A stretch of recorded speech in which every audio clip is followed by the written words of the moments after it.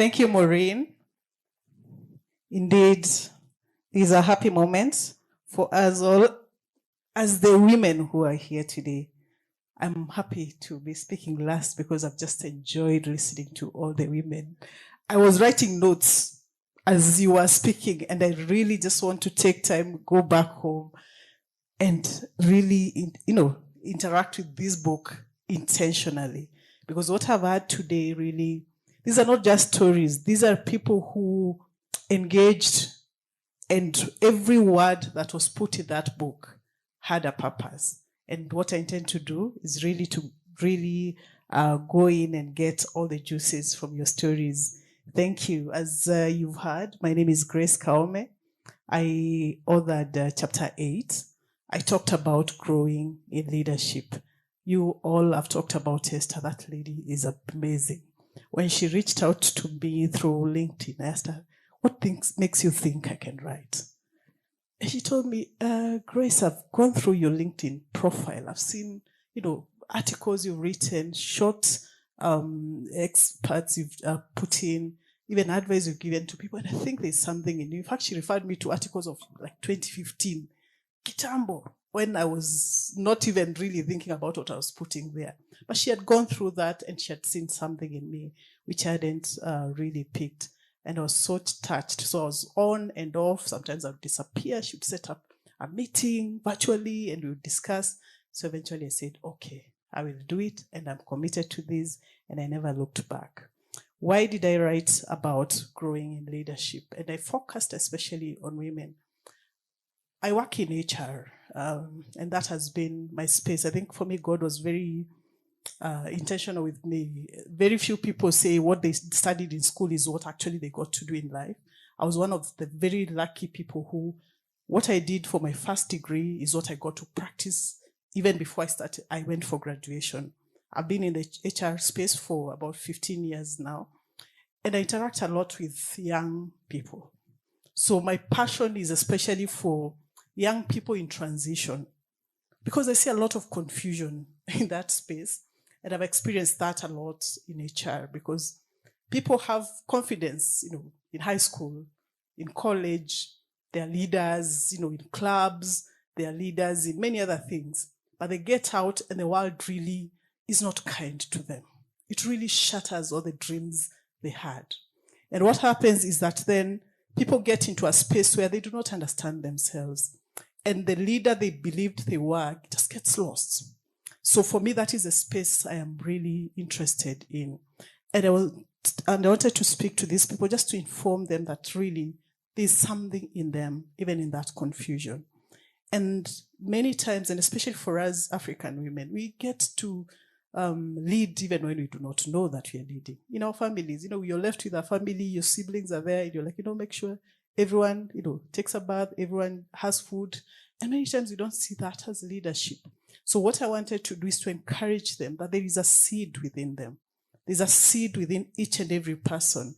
If you've ever been asked to do something and you did it to perfection, it tells us there is something in you, and we can capitalize on that to bring out the very best in you. So that is what really inspired my chapter. And within that chapter, I try to bring out 3 key elements. The first one is about mentorship, as she has rightly said.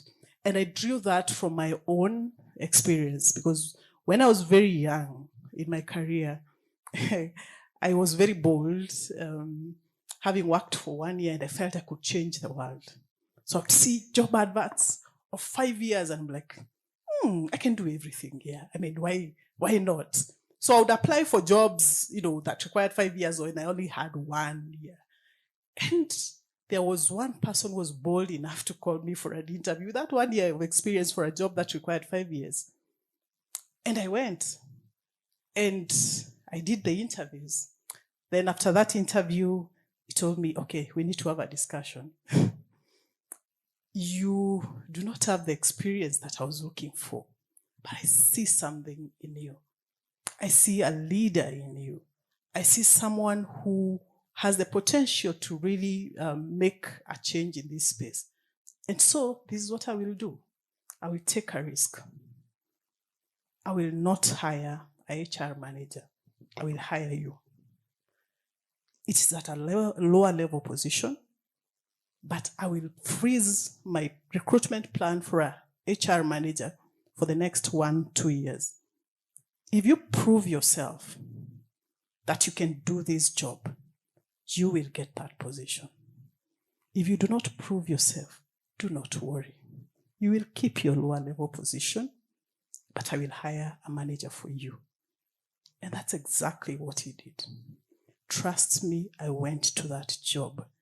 Every day I worked knowing that someone who did not even know me believed in me. And in a very short time, I got that position.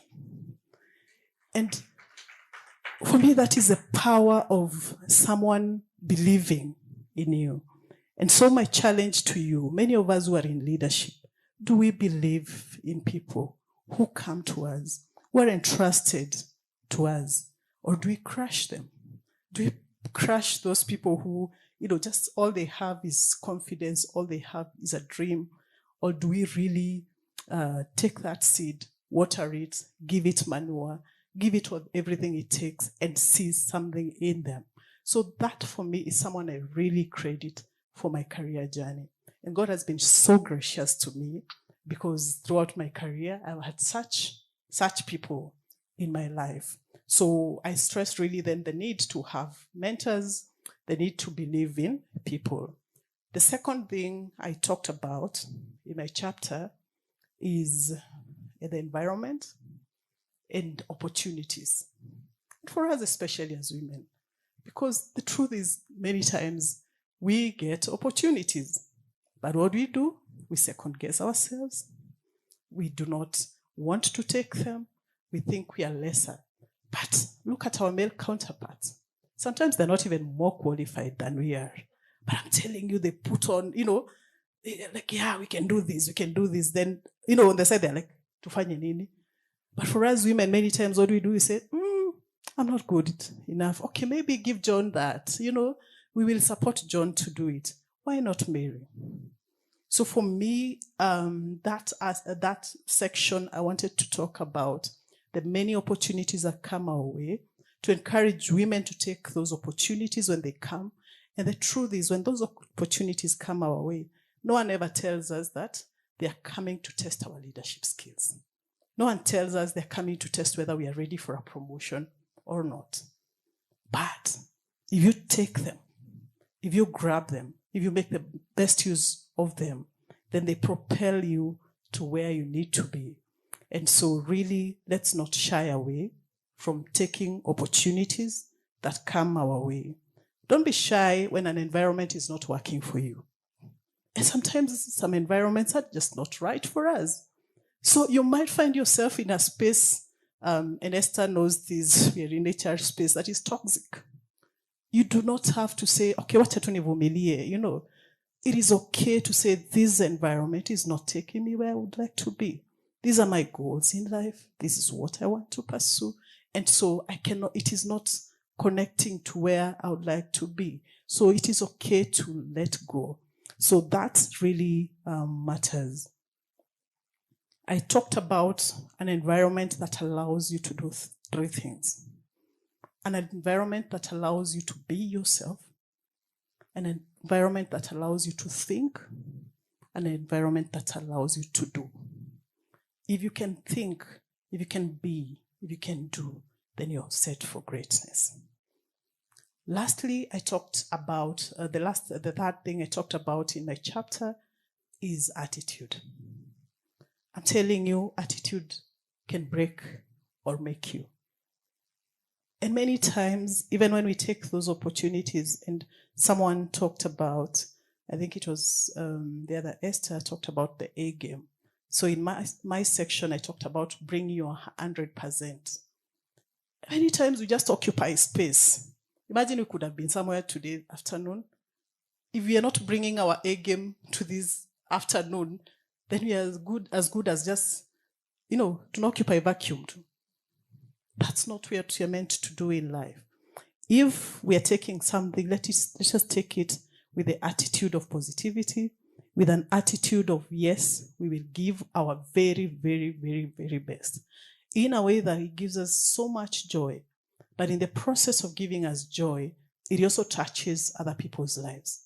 It influences others. Have you never wondered why people who have a positive attitude in life are able to attract many more to themselves? But those who have a negative attitude, the best they could do really is have people say, hey, umeisikia huyo. Really, let us bring the best of ourselves. Let us believe in ourselves. Let us not wait for people to validate us. Let us be an inspiration to those who are around us. Let us not give people reasons to eliminate us just because we are women. But the fact that we are women, that should push us to really even greater heights. When I was writing this book and thinking about young people, I thought of people that I lead even in my own house. And that's why today I came with my daughter. Maybe you can just stand and wave. This girl is my greatest inspiration. She's 11 years old. And we were having this conversation with her today before we came, and she had to know what this is all about, because this is a generation that you do not just carry with you. So she have to know, where are we going, who will we meet, what is it all about. So we were talking about it, and I explained that this meeting is about women in leadership, and I sought to know from her if that is something she's interested in. And she told me, Mom, yeah, that's interesting. But actually, in my school, they have the government. Nowadays, they have school governments. Actually, it's only one leader who is a boy. All the others are women. So it's like, wow, that is good. And she had actually vied. She didn't get it, but that courage to say, she was vying for vice president of the school where she is. And so I think there's a lot this generation has to offer. So really, I dedicate this work to the upcoming leaders. I dedicate it to leaders I've ever worked under. I dedicate it to leaders, even, that we have led, and because I still believe they are leaders, even though we have been their leader at any one time. And we thank God for bringing this to pass, and we believe it is not the end, but from these, we'll see many more generations of leaders. Thank you.